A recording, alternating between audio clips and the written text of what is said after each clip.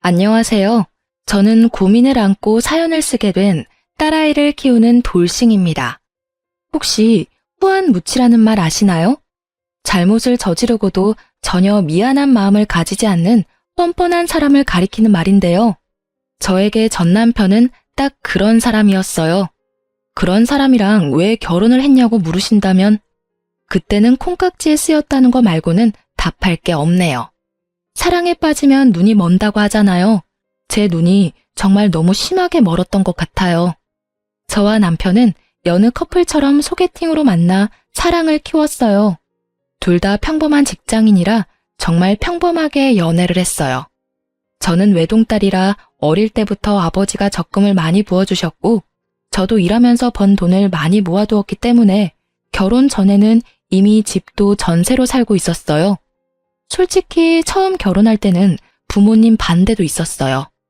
남편은 집을 할 생각도 없이 제가 살던 전셋집에서 그냥 살면 안 되냐는 식으로 말했고 저도 굳이 돈 들여 이사 가는 것보다 그게 나을 거라고 생각하기도 했거든요. 그런데 아버지가 자기 돈으로 아무것도 안 하려는 남자 인정 못한다며 마지막까지 반대를 하셨죠. 그래도 결국 결혼은 했어요. 그만큼 남편이랑 잘 맞는다는 생각을 했으니까요. 저는 성격이 맺고 끊음이 정확한 편인데 남편은 둥글둥글 무난한 성격이어서 그 부분이 잘 맞았거든요. 그런데 딱 하나 술 때문에 사고 친 적이 많아서 그 부분이 저를 힘들게 했어요. 이혼한 게 그럼 술 때문인가 하고 생각하실지도 모르겠지만 전혀 그쪽 문제가 아니고 뜬금없는 여자 문제 때문이었어요. 결혼 기념일이 3번을 지난 어느 날이었어요.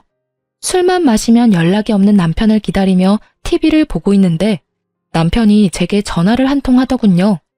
짜증나는 마음을 꾹꾹 눌러 담아 전화했더니 경찰서라는 대답과 함께 남편을 데려가라고 하시더군요. 술을 너무 많이 마셔서 도로에 누워있다가 결국 경찰서에 신고가 들어가는 바람에 거기 가 있더라고요. 경찰서 갔더니 완전히 깔라가 돼서 인사불성이 된 남편이 의자에 누워있더라고요. 그나마 술 주정이 없었으니 다행이었지. 주정까지 했으면 한 대 패고 싶을 만큼 쪽팔렸어요. 부랴부랴 경찰서까지 남편 데리러 온 건 좋았는데 폰이 꺼져버렸더라고요. 저는 자기 전에 폰을 충전하는데 남편 데리러 여기까지 나올 줄 몰라서 충전을 잊어버리고 있었거든요. 결국 제 폰을 쓸 수 없으니 콜택시도 부를 수 없었어요. 남편 폰이 생각나서 콜택시를 부르려고 버튼을 누르는데 뭘 잘못 눌렀는지 이전 화면이 뜨더군요. 그리고 그 화면을 본 제 눈을 의심할 수밖에 없었어요. 남편이 웬 여자와 같이 있는 사진이었어요.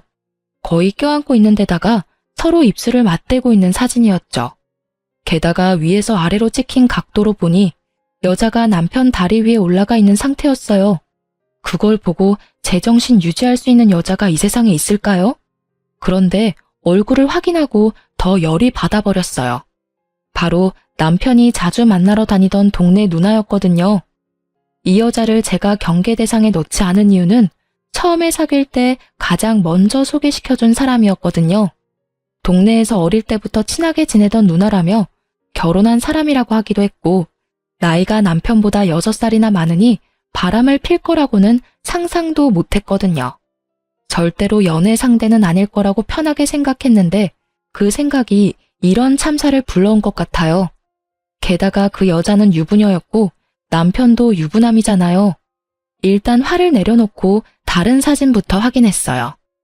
그랬더니 이건 확실하다 싶더라고요. 그 여자랑 찍은 사진이 넘쳐나더군요.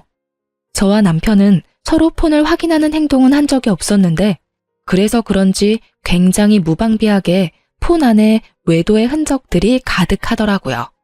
그 흔적들을 저장하려니 제 폰은 이미 배터리가 나갔고 어쩔 수 없이 사람을 하나 불러야 했어요. 폰 번호를 알고 있는 제 사촌 오빠에게 전화했어요.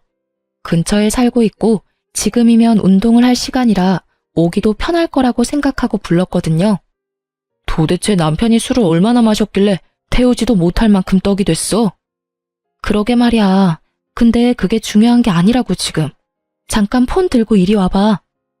저는 오빠의 팔을 끌어 남편 폰 앞으로 데리고 왔어요. 그리고 남편의 외도 사진과 카톡 내역을 모두 보여주며 사진 좀 찍으라고 말했어요. 동영상도 찍으라고요. 바람 피면서 이렇게 대놓고 사진첩에 불륜녀랑 찍은 사진 올려놓은 거야? 이건 뭐 답이 없네. 사진을 보니 최소 몇 달 전에 바람 핀 것 같은데. 그래서 지금 미치고 팔짝 뛸 것 같다고. 게다가 이 여자 내가 아는 여자야.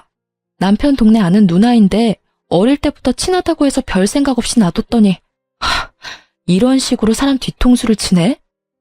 잘 생각해. 바람 피는 것도 습관이라 잘 안 고쳐진다더라. 사람마다 다르긴 하겠지만. 몰라. 이 인간 술 깨고 이야기해본 뒤에 결정하려고. 오빠, 미안한데 우리 집까지 옮겨줄 수 있어? 택시 타고 갔다가 집 안까지만 옮겨줘. 야, 바람 핀 놈 뭐가 좋아서 집까지 데려가? 그냥 근처 쓰레기 있는데 대충 던져두고 가면 되지. 쓰레기는 쓰레기장에. 몰라? 나도 그러고 싶지.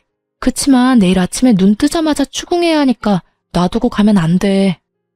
결국은 오빠의 도움으로 저희는 집에 무사히 도착했고 남편은 오빠가 데려다 놓은 현관 입구에 놔둔 채 저는 안방에 들어가 잠을 청했어요. 그런데 잠이 안 오더라고요. 열이 받으니 쉽사리 가라앉지도 않고요. 결국은 뒤척거리며 자다 깨다를 반복하다가 새벽녘 잠자는 걸 포기하고 일어나서 TV를 틀었어요. 생각이 많아서 정리할 겸 틀어놓은 건데 그 소리에 남편이 으으하며 일어나더군요. 물 좀 갖다 줘. 술에 취해 갈라진 목소리로 말하는 남편을 보며 저는 물 대신 대뜸 사진부터 보여줬어요. 동네 친한 누나랑은 어디까지 갔어? 그게 무슨 소리야? 사진을 본 남편놈은 그제야 정신이 돌아오는지 버벅대기 시작하더군요. 눈을 껌뻑거리는 것이 이게 꿈인지 생시인지 모르는 것 같아서 다시 한마디 해줬어요. 이거 그 집 남편한테 알려도 되지? 그 말 한마디에 숙취로 쓰러져 있던 남편놈은 벌떡 일어나더니 바로 무릎을 꿇으며 고개를 떨구더라고요. 미안해. 절대로 그 집에 알리면 안 돼. 내가 다 정리할 테니까 제발 그러지 마. 절대로 그런 짓 이제 2번 다시 안 할 테니까. 절대로 하면 안 될 짓을 왜 했어? 그리고 숨기려는 노력도 하나도 안 했더라? 왜? 나한테 들키고 나하고 이혼하고 싶었던 거 아니야? 그런 거 절대 아니야. 그냥 우리 사이가 예전 같지도 않고 그러던 차에 술 마시고 한 번 일이 그렇게 됐었는데. 한 번이 아니지. 지금 내가 찾아낸 첫 사진에서 4개월이나 지났는데 넌 그럼 4개월 내내 술 마시고 실수해서 여자 만났어? 그런 말이 아니고 어쨌든 입이 10개라도 내가 할 말이 없어. 앞으로 절대 그러지 않을 거고 인연 싹 끊을 테니까 제발 한 번만 참아줘. 남편놈은 손이 발이 되도록 빌었어요. 저는 그런 남편을 보며 한숨이 푹 나왔어요. 이걸 용서해야 하나 말아야 하나 고민했지만 결국은 용서하기로 했어요. 대신 한 가지 조건을 걸었어요. 당신 입으로 시부모님께 이야기하고 우리 상황 정리해서 알려드려. 그건 내 입으로는 못하지. 부모님 아시면 완전 난리 날걸? 우리끼리 해결하면 될 일인데 왜 부모님까지. 아셔야지. 당신 아들이 남의 귀한 딸 지금 마음고생 시키고 있는데 우리 부모님한테까지 말하라고 하기 전에 알아서 해. 당신이 안 하면 내가 직접 가서 사진부터 보여줘 버릴 거니까. 결국 저의 강경한 태도에 남편은 울며 겨자 먹기로 시댁에 가서 이야기를 꺼냈어요. 그런데 시부 반응에 저는 한 번 더 어이가 없었어요. 아가, 살다 보면 남자가 실수할 때도 있는 법이다. 다음부터 그러지 않겠다는 다짐만 받아놓으면 이놈이 바보 천치가 아닌 이상 잘 알아들을 거다. 그러니 너도 이런 사소한 일에 신경 쓰지 말고 한 번만 용서해줘라. 저는 시부의 말에 점점 더 짜증이 밀려왔어요. 아니 시부가 대체 뭔데 잘못한 남편한테 면죄부를 주는 거죠? 이미 상처받고 배신당한 건 저인데 왜 시부가 용서해주고 말고를 결정하냐고요. 그렇지만 대놓고 그렇게 이야기할 수는 없으니 남편을 데리고 집으로 돌아와서 남편에게 각서를 받았어요. 자, 여기다가 각서 쓰고 지장 찍어. 각서 내용은 별거 없어. 앞으로 바람을 피지 않는다. 상간녀와 모든 연락을 끊고 깨끗하게 정리한다. 만약 이를 어길 시에 유책 배우자로서 친권, 양육권을 나에게 다 넘기고 내가 당신과 시댁에 준 모든 걸 다시 되돌려 받는다는 내용이야. 그걸 들은 남편은 알겠다며 각서를 쓰고 사인이며 지장이며 다 찍더군요. 저는 남편에게 한 가지 더 조건을 걸었어요. 월급 통장이랑 카드 내역 매달 한 번씩 확인하겠다고요. 돈을 어디다 썼는지 알면 허튼 짓 안 할 테니까요. 그렇게 가정의 평화는 지켜졌지만 뭔가 모를 찜찜함은 여전히 남아 있었어요. 그리고 이 다음 주에 저는 제가 임신 초기라는 걸 알게 됐죠. 잘 됐다고 생각했어요. 큰 산 넘었고 설마 남편이 개또라이가 아닌 이상 다시 이런 일을 벌이지는 않을 거라고 생각했거든요. 제가 상상한 미래는 비온 뒤에 땅이 굳는 거였는데 실상은 달랐어요. 굳다 못해 쫙쫙 갈라져 버렸거든요. 남편이 각서를 쓰고 3개월이 지났을 때 저의 임신은 이제 막 안정기에 들어서게 됐어요. 남편은 제게 외도를 걸린 이후로 집에서는 쭈구리처럼 지냈어요. 당연한 일이었죠. 본인이 제게 잘못한 일이 있으니 집에서 어깨를 못 펴는 거잖아요. 그렇지만 남편이 계속 그렇게 행동할수록 그런 생각이 들었어요. 태어날 아이가 이런 아빠 모습을 보면 어떻게 생각할까 하고요. 교육적으로도 정서적으로도 좋을 것 같지는 않다는 생각으로 남편과 맛있는 것도 자주 먹으려고 하고 대화도 많이 나누려고 노력했어요. 그때의 일을 최대한 빨리 덮어버리고 싶었거든요. 그런데 남편은 떨떠름한 표정으로 제게 맞춰주고는 있었지만 크게 관심은 없는 모습이었어요. 솔직히 그 모습에 한 번 더 상처받았거든요. 외도 후에 마누라한테 잘해주려는 남편은 없을 거예요. 눈치부터 보게 되니까요. 그렇지만 제가 이 정도로 노력하면 본인도 노력을 해야 하잖아요. 이걸 어떻게 해야 할까 하던 중에 저희가 집을 옮기려고 계획하고 있었는데 적당한 집이 나와 집을 옮기려고 준비를 하고 있었어요. 지금 살고 있는 전셋집을 내놓고 아파트로 이사 가려고 했거든요. 그래서 집 청소를 한번 싹 하기로 했어요. 사람들이 집을 보러 자주 올 예정이니 귀금속이나 너무 잡다한 물건들은 당분간 차에 실어놓을 예정이었어요. 제 차보다는 남편 차가 SUV로 크기 때문에 거기 짐을 놓자고 이야기가 됐어요. 남편과 함께 짐을 나르고 있는데 제가 차 안에 있는 물건을 정리하다가 차 키를 잃어버린 거예요. 차 키를 찾으려고 이리저리 둘러보다가 발판 쪽에 떨어뜨렸나 싶어서 조수석 쪽 발판을 들어 올렸더니 아무것도 없더라고요. 그래도 혹시나 싶어 운전석 쪽 발판을 들어 올리려는데 남편이 급하게 다가오더니 차 키 여기 없을 거라며 갑자기 저를 막아서더라고요.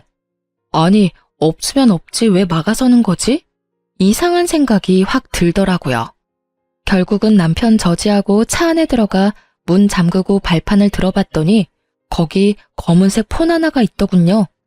남편 폰과는 다른 기종이었는데 알고 보니 남편 세컨폰이었더라고요.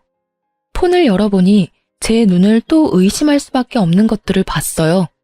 남편이 또 바람을 피우고 있더라고요. 그것도 저번에 그 누나랑요. 제가 용서해준 지 꼴랑 3개월밖에 지나지 않았잖아요. 게다가 애가 뱃속에 있는데 바람이라니. 열받은 제가 차 문을 열고 나왔어요. 너 이거 뭐야?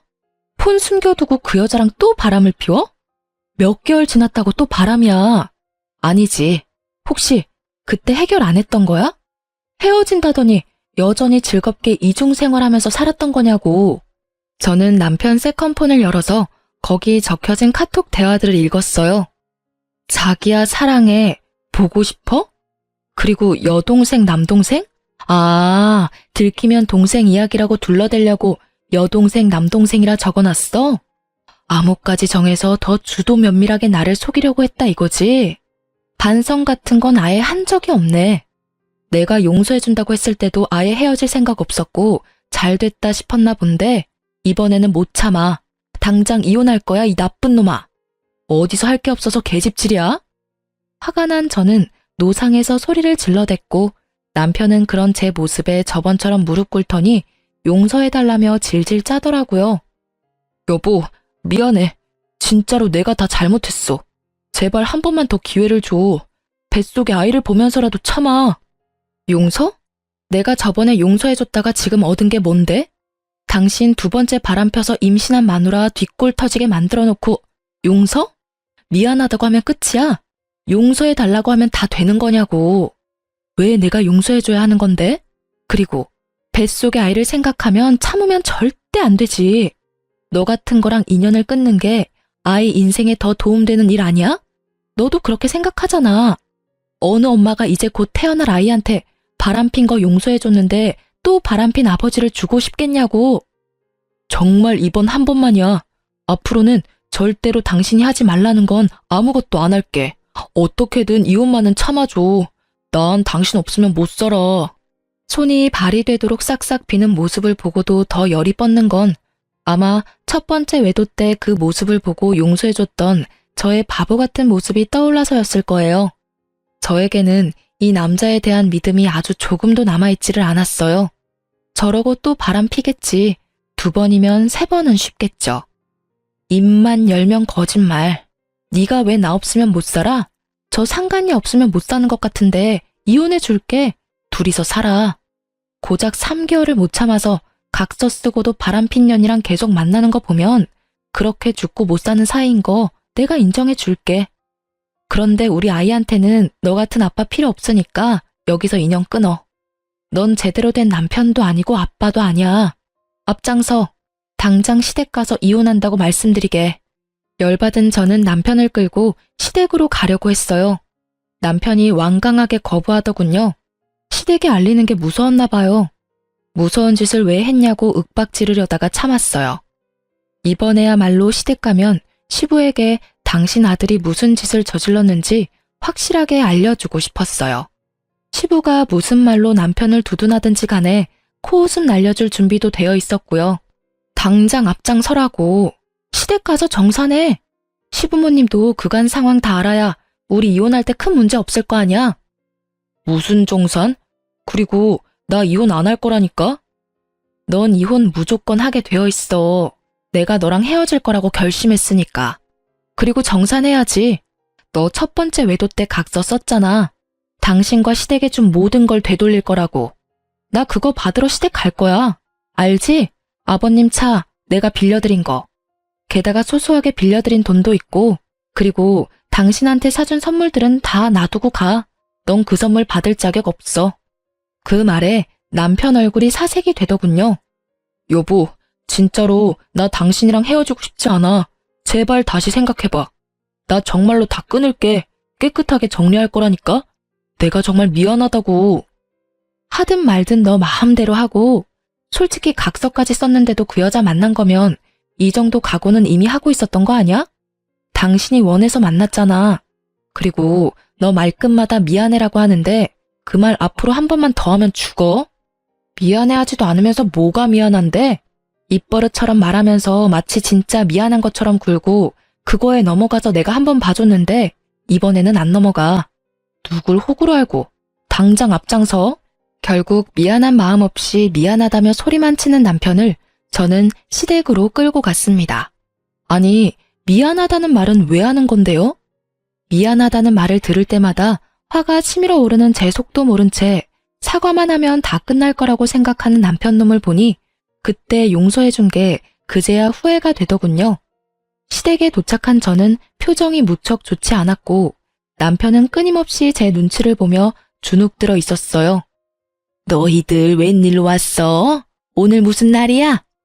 어머님, 저희 이혼하려고요. 이 사람이 또 바람을 폈어요. 그것도 저번이랑 똑같은 여자하고요. 정리가 하나도 안 된 상태로 저 속이고 열심히 만나고 있던데 솔직히 더는 못 참아요. 어떻게 임신한 와이프 두고 다른 여자하고 바람이 나요? 새로운 여자였다면 덜 화났을지도 몰라요. 그런데 왜 또 그 여자냐고요.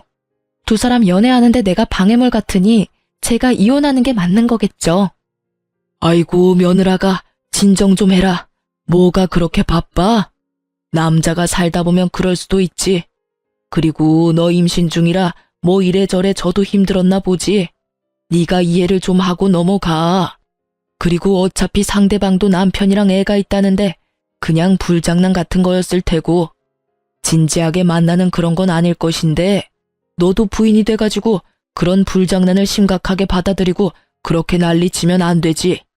뱃속에 애도 있으니 흥분도 좀 가라앉히고 생각을 하면. 불장난 정도가 아니잖아요. 지금 이 사람 하는 짓을 보시라고요. 미안하다고 다 정리한다고 할 때는 언제고 여태껏 만나면서 메신저로 와이프 배불러서 재미가 없네 어쩌네 그런 말 찍찍하면서 둘이서 내 욕까지 했다고요. 저는요, 임신 중에 벌써 남편 불륜이 2번째예요.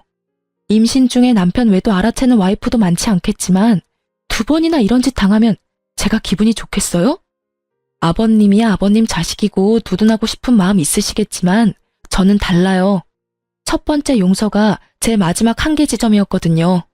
이번에는 절대 용서 못하고 저번에 남편이 쓴 각서대로 하려고 시댁 온 거예요. 각서? 야, 너는 무슨 각서를 어떻게 썼길래 불똥이 여기까지 튀어? 각서를 보기 전까지 시부는 아주 느긋한 태도였어요. 아들놈 두둔해가면서 각서가 무슨 내용인지도 모르고 말이죠. 제가 각서를 보여주니 시부의 표정은 울그락불그락 시시각각 변했고 남편놈은 고개를 떨구다 못해 바닥으로 꺼질 것 같더군요. 아버님 쓰고 계시는 차 가져갈게요. 그거 어차피 저희 친정어머니 명의잖아요. 운전자 보험에 특약 넣어서 저희 차 몰고 있던 거였으니까 이혼하면 당연히 다시 저희 엄마한테로 돌려주셔야 하는 게 맞는 거고요. 솔직히 이런 일 없었으면 조만간 아버님 차 될 수도 있었는데 그 부분은 죄송하게 생각해요. 제 명의였다면 그것도 재산 분할에 들어가는 거였을 텐데 어머니 명의라서. 그냥 돌려주시는 게 깔끔하실 것 같아요. 제 말에 시부가 완전 열받아서 남편 등짝을 후려 패더군요. 너 도대체 무슨 뻘짓을 하고 다녔길래 집에 불똥이 튀게 만들어? 아랫돌이 간수 잘하라고 내가 몇 번을 말했어. 저번에 너 두둔해주고 잘 넘어갔으면 네가 알아서 잘했어야 하는 거 아니냐? 너 때문에 갑자기 이게 무슨 날벼락이야? 시부는 흥분해서 남편을 향해 윽박질렀고 그런 시부를 보면서 저는 웃겼어요. 왜냐고요? 아니 처음에 남편 바람 폈을 때는 자기 차 뺏길 정도로 위급한 게 아니라서 남편 용서하라고 마음 넓은 척 굴더니 결국 자기가 차 뺏길 것 같으니 남편에게 너 잘못했다고 말하는 건 도대체 무슨 심보인지 모르겠거든요. 잘못된 건 잘못된 거고 잘한 건 잘한 거라는 심플한 게 이 집에는 없는 거예요. 잘못했다고 해놓고 여전히 잘못하는 남편이랑 잘못한 걸 크게 잘못한 게 아니니 넘어가라는 시부가 정말 똑같은 사람처럼 보였어요. 결국 남편놈은 시부에게 손이 발이 되도록 빌었고요. 그런데 왜 시부에게 비는 건지 모르겠더라고요. 빌려면 저한테 빌어야 하는 게 맞지 않았을까요? 시니컬한 표정으로 쳐다보고 있는데 시부가 저한테 급조된 미안한 표정으로 말했어요. 아가, 정말 미안하다. 내가 자식을 잘못 키웠어. 내가 그런 짓 절대로 못하게 할 테니 이번 한 번만, 딱 한 번만 더 용서해 주려무나. 이놈이 100번 1000번 잘못했지만 죽을 죄를 지은 것도 아니고 그 여자랑만 잘 떼어놓으면 너도 마음이 편할 테니까. 죄송하지만 용서할 생각이 없어요. 그런 마음도 안 들고요. 100번 1000번 잘못했으면 100번 1000번 벌 받아야 하는 게 마땅하고요. 저는 벌을 주는 사람은 아니니 제가 줬던 걸 다 돌려받을게요. 아버님한테는 차를 돌려받고 남편에게는 딱히 돌려받을 만한 것도 없으니 이혼할 때까지 우리 신혼집에서 나가줬으면 좋겠네요. 뭐? 그 집에서 나가면 난 어디서 살아? 아버지 집도 너무 멀고 직장에서는 더 멀다고. 집에서 내쫓는 건 좀 너무하잖아. 다시 이야기를 잘 해보고. 집에서 내쫓는 게 왜 너무해? 그 집 계약할 때 너 나한테 땡전 한 푼이라도 준 거 있어? 아니면 그 집 유지비를 네가 주기를 했어? 그 집도 내가 가져온 내 전셋집이잖아. 넌 거기 그냥 네 집만 들고 들어와 살았고. 그러니까 가볍게 집만 들고 나가면 되지. 그리고 시댁 멀면 그 상간녀 집에 가서 재워달라 그래. 얼마나 좋아하겠어? 죽고 못 사는 남자친구랑 만나면 좋아하겠다. 그치? 웃기는 소리 하지 말고 나 진짜로 갈 데 없다고. 집에서 내쫓는 건 너무하지. 나 절대로 그 집에서 안 나갈 거야. 내가 말했잖아. 제발 좀 들어봐. 나 진짜 미안하고 그 여자랑 완전히 다 끊겠다니까. 의심 하나 없애도록 매일 위치 추적 앱도 설치하라고 하면 하고 통장 내놓으라고 하면 그것도 다 줄게. 제발 집에서 나가라고만은 하지 마. 그 여자랑 인연을 어떻게 끊게? 저번에도 끊는다고 해놓고 못 끊었지. 아니지. 끊었는데 다시 이었나? 어쨌든 결과적으로는 두 사람이 여전히 만나고 있으니까 둘이서 그렇게 죽고 못 사는데 내가 이혼해 줄게. 둘이 같이 살아. 그 여자도 그 남자랑 이혼하면 너랑 잘 살 수 있겠네. 집도 없이 둘 다 똑같이 위자료와 상간소송비 갚으면서 잘 살면 되지. 안 그래? 그러니까 그게 안 된다고. 우리는 그렇게 깊은 사이가 아니야. 진짜 그냥 즐기기만 하는 사이였고 술 마시면 만나는 그런 사고 같은 거였다고. 제발 여보. 그러니까 술 마시면 만나는 사람이면 술을 안 마시면 안 만났을 거 아니야. 그럼 네가 술을 마신다는 선택을 한 것부터가 네가 반성을 안 하고 있었다는 거지. 뭐 깊고 낮고 그런 거 나는 모르겠고 그냥 이혼하고 양육권 친권 나한테 다 넘겨. 어차피 너 유책 배우자라 그거 다 못 가져가. 집도 없고 이제 빚만 남을 건데 뭐. 대신 애 양육비는 꼬박꼬박 보내. 남편은 대답도 못하고 그저 한숨만 푹푹 내쉬더라고요. 미안한 기색은 하나도 없이 이 상황을 어떻게 모면해야 하는 것만 눈에 보이더라고요. 아버님도 죄송하지만 그 차 돌려주세요.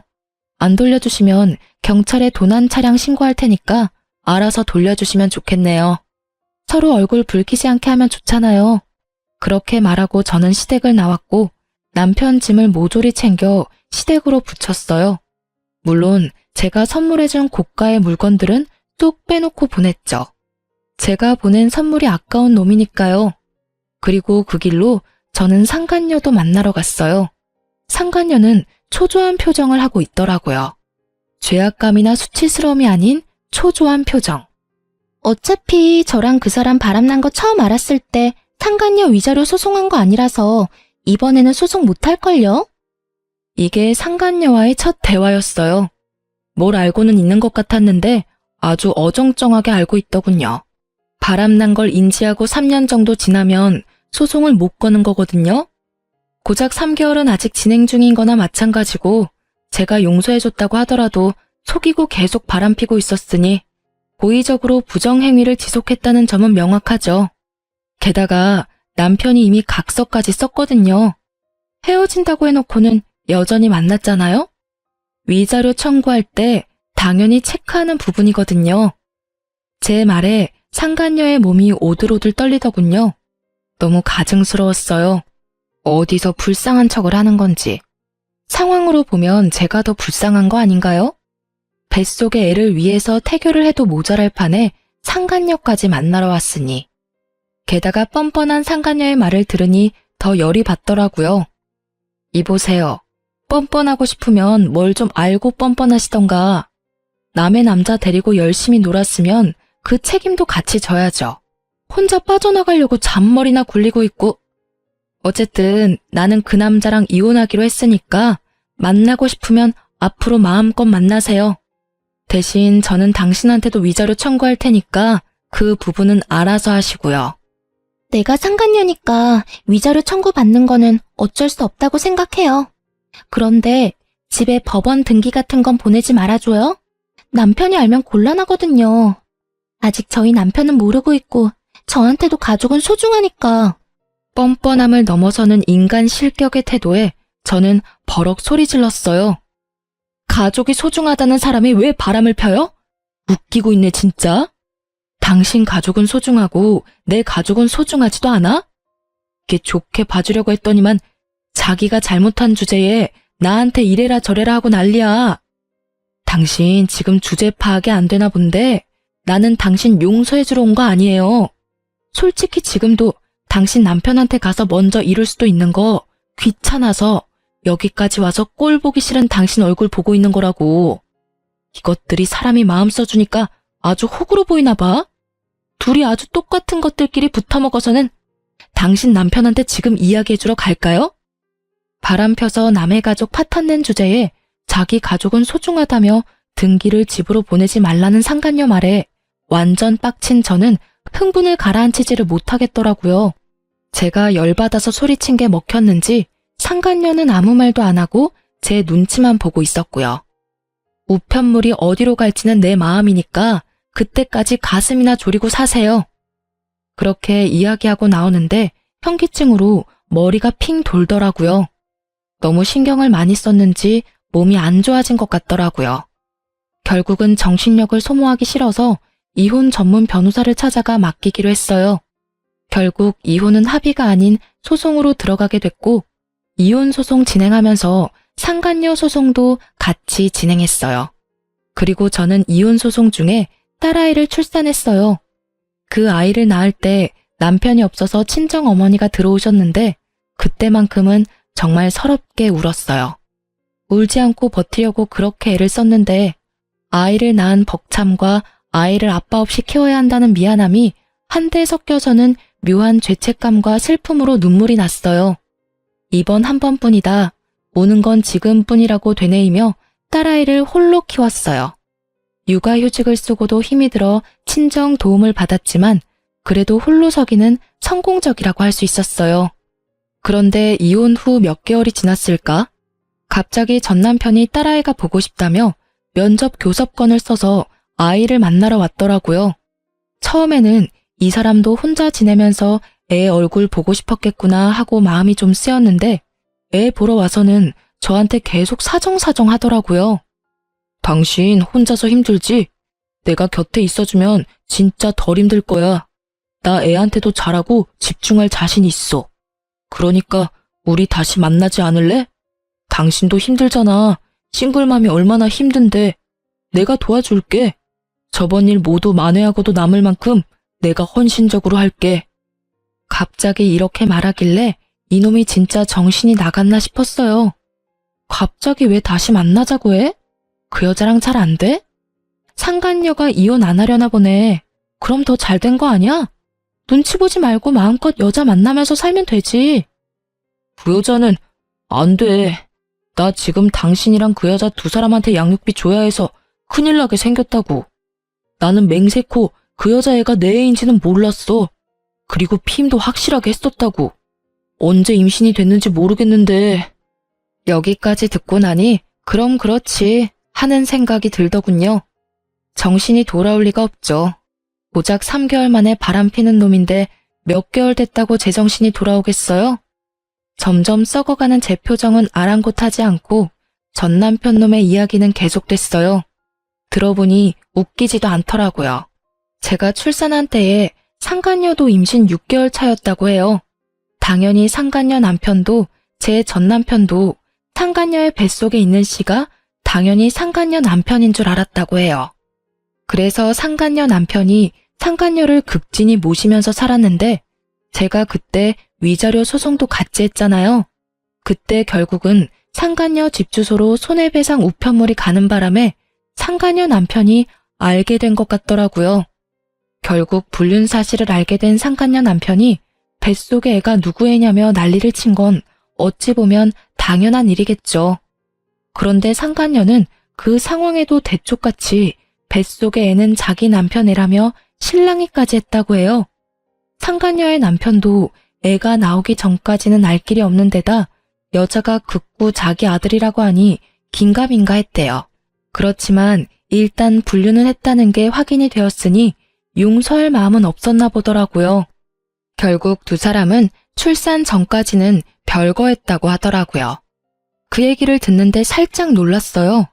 그 여자가 무슨 생각으로 애를 낳을 생각을 했는지 모르겠어요.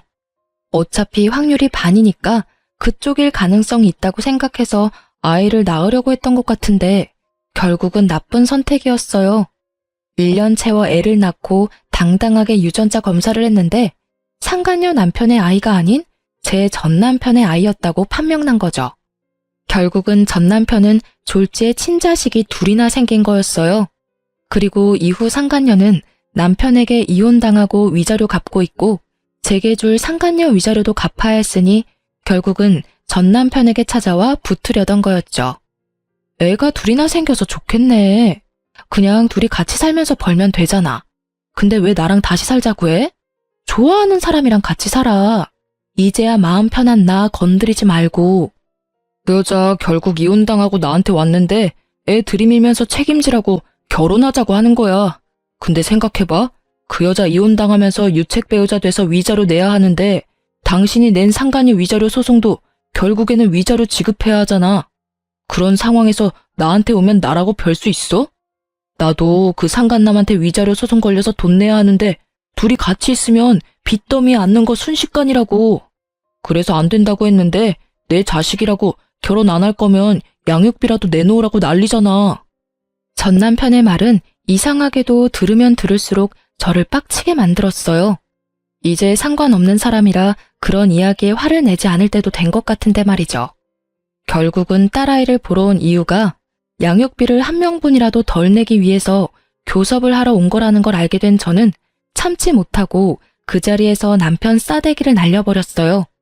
남들이 보든 말든 부끄러움보다는 이놈을 그냥 놔두면 안 되겠다는 생각이 더 컸거든요. 야, 이 썩을 놈아. 네가 뭘 잘해서 지금 여기 와서 합치자는 소리를 해? 상간녀 임신시킨 게 내 잘못이야? 양육비를 두 사람한테 주려니까 아까워?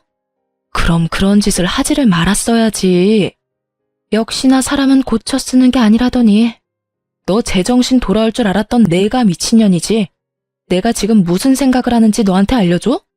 아랫돌이 잘못 눌려서 집안 풍비박산 만든 건 물론이고 지 인생까지 스스로 나락 보내버리는 한심한 놈하고 지금이라도 이혼해서 정말 다행이라고 생각해. 알아? 네가 우리 딸 핑계대고 여기 와서 그런 말 하지만 않았어도 이 정도로 화나지는 않았을 거야. 저는 딸애가 1살도 안 되어 말을 이해하지 못하고 있다는 것에 정말 깊은 감사를 할 수밖에 없었어요. 만약 이 아이가 커서 이 한심한 놈이 아빠라는 걸 안다면 정말 생각만으로도 끔찍해요. 딸아이에게는 차라리 아빠의 존재를 숨겨버리고 싶을 만큼이었어요. 남편 놈은 저한테 한 대 맞고도 정신을 못 차리는지 배째라 식으로 누워 애처럼 떼를 쓰더군요. 몰라. 나도 지금 너무 힘들다고. 당신이 안 도와주면 파산해서 양육비고 뭐고 아무것도 못 보낼 거라고. 그러니까 당신이 좀 알아서 해줘. 그쪽이랑 다르게 우리는 부부 사이였잖아. 작년까지만 해도 부부 사이였었지. 지금은 아니고. 잘 됐다고 생각하라고. 두 사람 사이에 어떤 방해물이 있어도 잘 만날 자신 있던 거 아니었어? 그깟 위자료 양육비 같은 거 크게 신경 쓰지 말고 만나. 그 여자도 남편이랑 헤어졌다니 잘 됐잖아. 알콩달콩 위자료 갚으면서 그쪽 아기 재롱 보면서 살아. 나랑 사느니 그 여자랑 사는 게 더 마음 편할 거 아니야? 전혀 마음 편하지 않다고. 당신도 잘 생각해봐. 애가 얼마나 힘들겠어? 아빠 빈자리를 느끼면 나중에 우리 아빠 어딨냐고 물으면 어떡할래? 그런 일 있을까봐 미리 당신한테 이야기하는 거라고. 찌질한 새끼. 정말 욕하고 싶은 걸 절실히 참으며 뻘소리 짓거리는 남편을 소리쳤어요. 나랑 살면 마음 편할 것 같아? 그러게 왜 아빠 빈자리를 느끼게 할 짓을 했냐고. 그랬다고 내가 당신한테 기회를 안 준 것도 아니잖아. 이미 한번 용서했으면 그때 깨끗하게 헤어졌었어야지. 그러면 이런 일 없었을 거 아니야. 그 여자 다시 만나려고 생각했을 때는 이런 일 생각도 못했지. 앞날을 좀 생각하고 살아 이 나쁜 놈아. 그리고 나는 네 상간녀 바람막이는 절대 안 될 거야. 그리고 내 새끼 양육비도 절대로 다 받을 거고. 당신이 안 주면 당신 어머니 아버지한테까지 가서라도 받아올 거니까 알아서 잘 처신해. 한 줌의 용서도 없는 제 목소리에 남편 놈은 다시 또 질질 짜며 불쌍한 얼굴로 저를 쳐다보더라고요. 미안함은 전혀 없으면서 미안하다고 말하며 지가 원하는 것만 말하는 놈이 용서를 구하는 것 자체가 거짓인 거잖아요. 이때 정말 후안무치라는 말이 딱 떠올랐어요. 표정만 미안하고 전혀 미안함을 못 느끼는 사람이 전 남편이었던 거죠. 그렇게 전 남편을 놔두고 씩씩거리며 딸애를 데리고 나오는데 정말 눈물이 줄줄 났어요. 슬픔이 아니라 분노의 눈물이요.